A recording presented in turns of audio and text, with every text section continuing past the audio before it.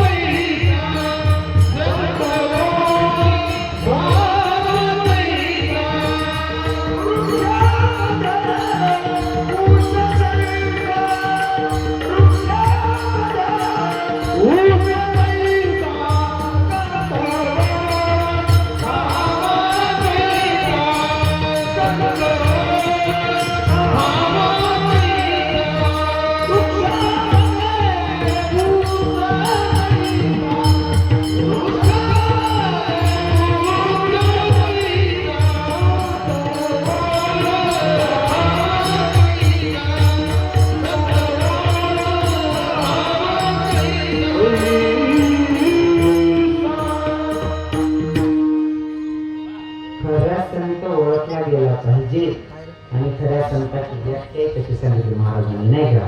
पण आता सध्या असं झाले, आता सध्या असं झाले, गांडू भरवा मौज करे मर्दो का बेहाल, पतिव्रता तो भूखी मरे और बेड़ा था टिंब टिंब.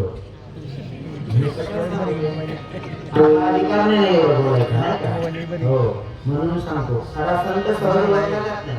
हो, आणि जर खरा संत तुम्ही ओळखला तर भगवंताची प्राप्ती आहे. पण संत भेटणं इतकं सोपं नाही, संतांचं प्रमाण हे बहु अवघड ही संत भेटी.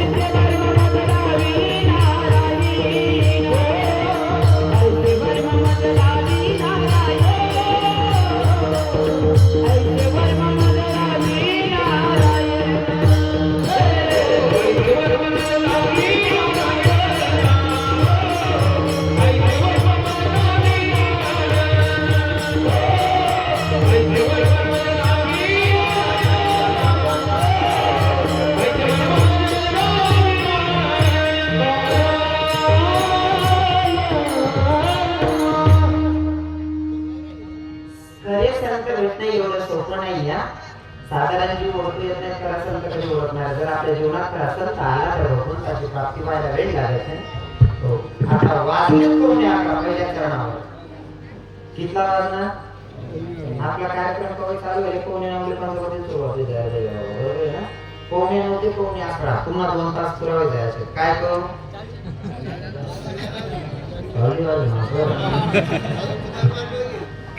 हा, विषय असा त्यांना आलं लागतं.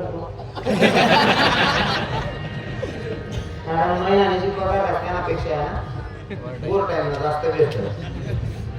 कार्यक्रमात काय करा ना, कोणी 11 वाजे घ्या करू कसे हो तुम्ही सल्ला करा.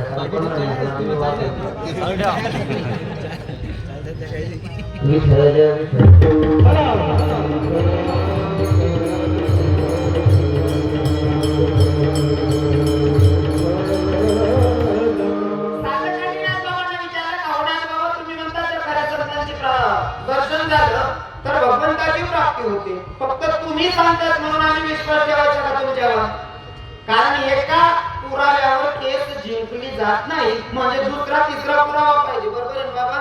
एका पुराव्यावर केस जिंकली जात नाही, दुसरा काही पुरावा आहे का? नाथबाबा म्हणतात माझं बोलणं जर तुम्हाला खोटं वाटत असेल ना, माझा विषय द्या सोडून. अरे आपले वेद सुद्धा याला काही देतात असं महाराज अभंगाच्या तिसऱ्या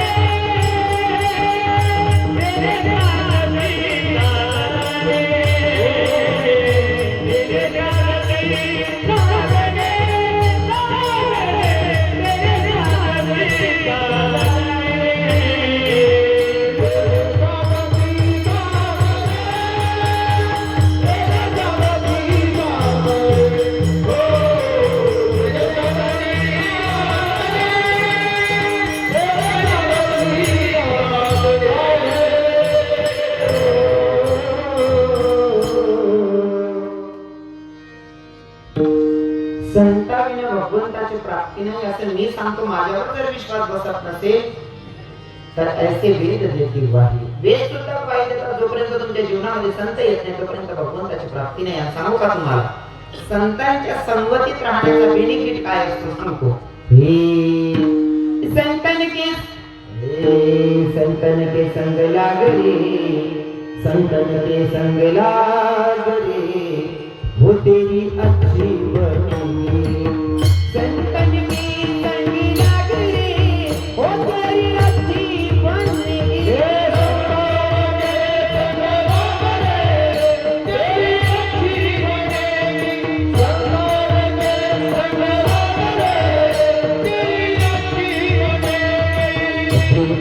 बन गई प्रहलाद जी बन गई.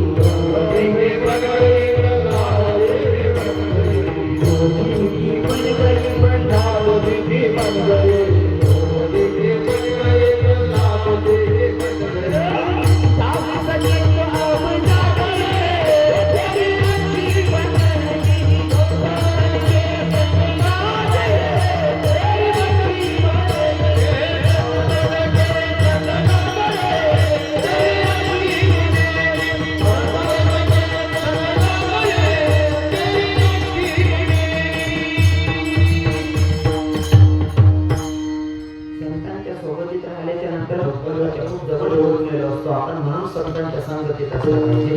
परत संत सुद्धा तेवढे लेवलचे असले तर त्यांच्या संगतीत राहिल्याच्या नंतर भगवंताची प्राप्ती आहे. कारण संत आपल्याला शिकवतात भगवंताच्या जवळ जायचा काय फायदा असतो किंवा जवळ कसं जायचं हे आपल्याला संत शिकवतात. संतांचा पहिला नियम आहे हरी आवडे देवाची तो एका प्रकार नामाचा उच्चार नाही का. देवाला आवडणारा प्रकार संत आपल्याला सांगतात आणि पहिला प्रकार म्हणजे अंतःकरणापासून भगवंताचं नामचिंतन. आता काय करायचंय सगळ्यांनी शेवटचे 10 मिनिटं आहेत आपल्याकडे.